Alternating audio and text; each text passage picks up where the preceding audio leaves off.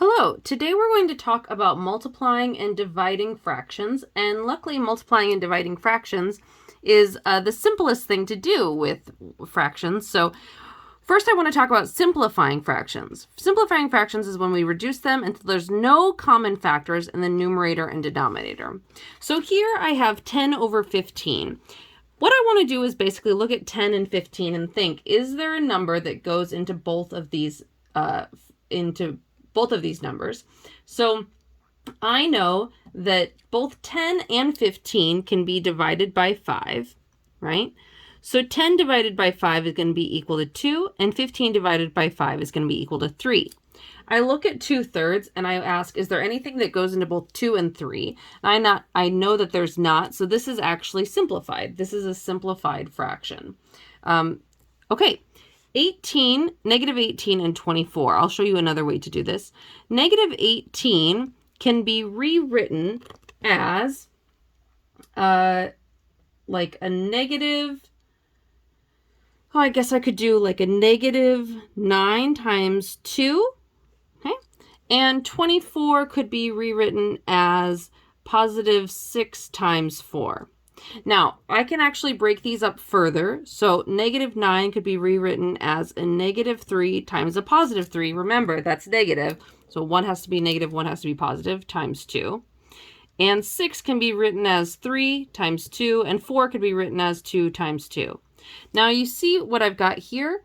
I've got a positive 3 in the numerator, a positive 3 in the denominator. Those can cancel out. I've got a positive 2 in the numerator, a positive 2 in the denominator. Those can cancel out. So what I'm left with is a negative 3 over 2 times 2, which equals a negative 3 times 4. Okay. Now, another way to do that would have been to take negative 18 over 24, divide both of them. I know that 6 goes into both. Negative 18 divided by 6 is a negative 3, and 24 divided by 6 is 4. So you can see I got the same answer there, okay? Here we have 5xy over 15x.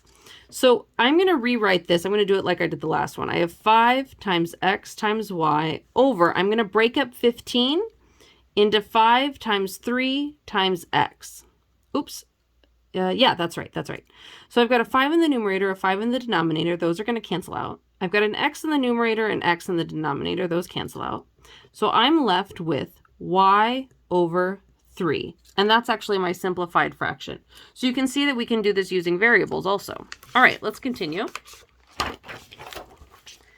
When we're multiplying fractions, all we have to do is multiply straight across. So a over b times c over d is just going to be equal to ac times bd.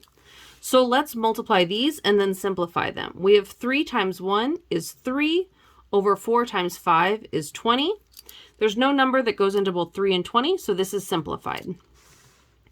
We have this is a negative 5 times a negative 2, which gives me a positive 10, over 8 times 3, which is 24. I know that both of these can be divided by 2, so I'm going to divide them by 2, divided by 2, divided by 2.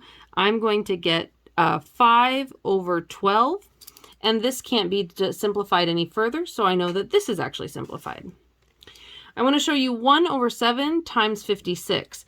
I can rewrite this to be 1 over 7 times 56 over 1, because we know that any number divided by 1 is just equal to itself. So these are actually equivalent fractions. So 1 times 56 is equal to 56 divided by 7 times 1 is equal to 7. And 56 divided by 7 we know is 8. So our answer is just 8. You can write it as 8 over 1, or actually just 8 is probably best. Let's do another one here. We have, if I can get some space going here, 12 over 5 times negative 20x. Well, this is going to be equal to 12 over 5 times negative 20x over 1. So this is going to be equal to, I'm actually going to do a little trick here. I know that I've got a 12 in my numerator, a negative 20 in my numerator and x, and a 5 and a 1 in my denominator. I know that 20 is divisible by 5, so before I keep multiplying and get a big number with 12 times 20, I'm going to actually simplify now. So 5 goes into itself once, negative 20, 5 goes into negative 20 a negative 4 times, okay? So that cancels out. So now I've got, this is equal to 12, positive 12, okay? Positive 12 over 1 times a negative 4x over 1. So 12 times negative 4x is going to be equal to a negative 48x, and 1 times 1 is just 1. I'm going to leave that. So I've actually simplified this before I even multiplied and got my answer. Okay, let's continue. We are going to talk about reciprocals now, and reciprocals are really important for division. So the reciprocal is the inversion of a fraction. So if I've got the fraction a over b, the reciprocal is just b over a. And the fraction a over b times b over a is equal to 1. And you can see that because I would have a times b over b times a. The a's would cancel out, the b's would cancel out, and I'm just going to be left with 1. So to identify a reciprocal, all we have to do is flip these over. So I've got 4 over 9. The reciprocal of this is 9 over 4. Negative 14 over 5. The reciprocal of this is 5 over negative 14. It's as simple as that. Now, when we divide fractions, all we do is use that reciprocal and multiply by the reciprocal. So a over b divided by c over d is equal to a over b times d over c. So let's do one so you can see it here. 3/7 divided by negative 2/3.